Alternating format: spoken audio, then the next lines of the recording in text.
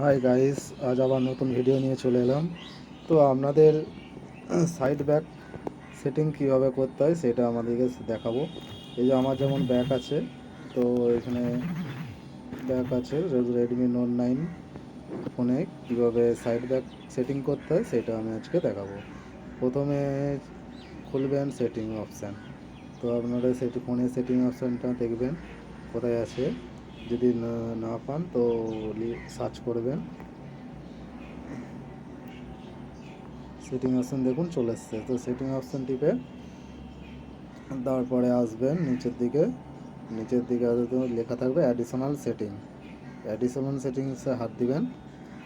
Additional setting হাত দেওয়ার পর নিচের দিকে আবার চলে আসবেন। এসে এখানে লেখা আছে ফুল স্ক্রিন ডিসপ্লে। আপনাদের এই উপরেতে এরকম লেখাও তো আসতে পারে। তো রেডমি নোট 9 এরকম আসছে ফুল স্ক্রিন ডিসপ্লে। তো আপনারা এখানে হাত দিবেন, দিয়ে দেখবেন এখানে চলে আসছে।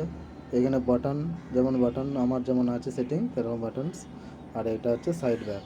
তো আপনারা সাইড ব্যাকে করে ক্লিন করে দেবেন, করে আবার করে দেবেন। দেখবেন আপনাদের সাইড ব্যাক অপশান চালু হয়ে গেছে। তো ব্যাক করে দেবেন, দেখুন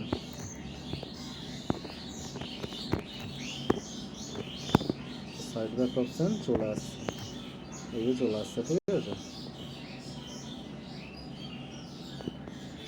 টেস্ট করতে বলছে, যেই দিকে করতে বলছে সেই দিকে করে দেবে।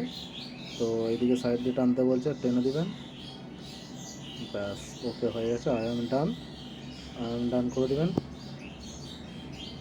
হয়ে গেছে, দেখুন খানিকক্ষণ ওয়েট করবেন। আমার আগে যেমন সেটিং ছিল দেখুন এখন সাইড দিয়ে ব্যাক করা যাচ্ছে, যা কিছু ঘাঁটবো। আর বাটনের মতো সিস্টেম নেই, ঠিক আছে। তো হ্যালো গাইজ, তো আমার ভিডিওটা দেখে লাইক সাবস্ক্রাইব করে দিবেন। আরও নতুন নতুন ভিডিও পাবেন আপনারা।